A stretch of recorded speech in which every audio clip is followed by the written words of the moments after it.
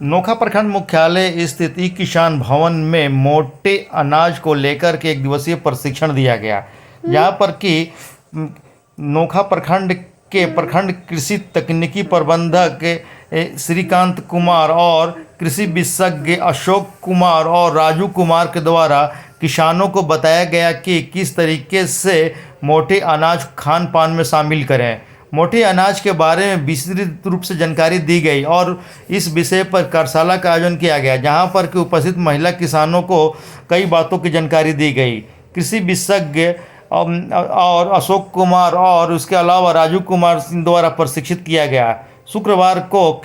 ई किसान भवन में इसका आयोजन किया गया, जहां पर कि नोखा प्रखंड के अलावा कई जगहों से महिला कृषक उपस्थित रहीं और मोटे अनाज के बारे में, उनके फ़ायदे के बारे में जानकारी ली गई। उन्होंने प्रशिक्षण के दौरान बताया गया कि आज के दौर में शुगर और कई बीमारियां बढ़ती जा रही है, विशेषकर हड्डी रोग भी बढ़ती जा रही है, लोगों की हड्डियां भी कमज़ोर हो रही है, जहां पर कि कई रोगों की दवा है जो कि मोटे अनाज को छोड़ने के कारण हो रही है। मोटे अनाज के खान पान में शामिल करने के लिए कहा गया और उन्होंने खुशी व्यक्त की कि आज मोटे अनाज की मांग बढ़ गई है और अपनी जीवन शैली को बदलाव मोटे अनाज से किया जा सकता है। इसको लेकर के कृषि तकनीकी प्रखंड के तकनीकी प्रबंधक श्रीकांत कुमार ने ये पूरी जानकारी देते हुए कहा कि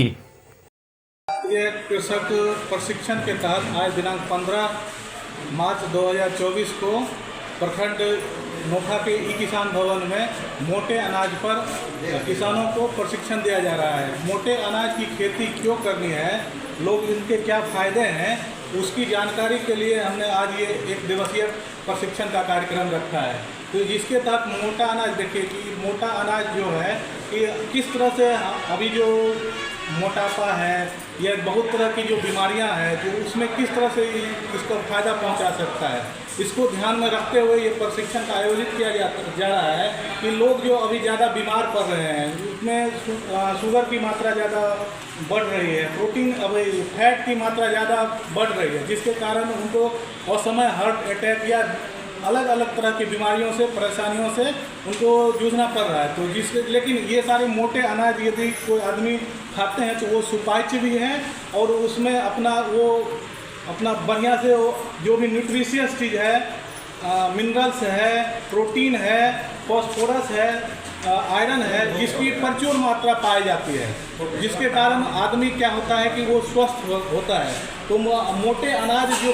आमतौर पे इसको मोटे अनाज क्यों कहते हैं, ये जो है इसमें एक अन्य दूसरे जैसे गेहूं है उससे अलग ये कैसे है, गेहूं में ग्लूटीन पाया जाता है और ये जो है ग्लूटीन फ्री है, तो इसीलिए इसको उपयोगिता बहुत काफ़ी हद तक बढ़ जाती है ग्लूटीन फ्री होने के कारण। जो ग्लूटीन से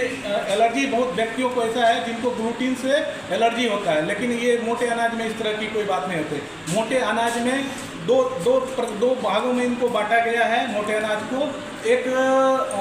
मुख्य मतलब एक माइनर है और एक मेजर है। माइनर में भी 6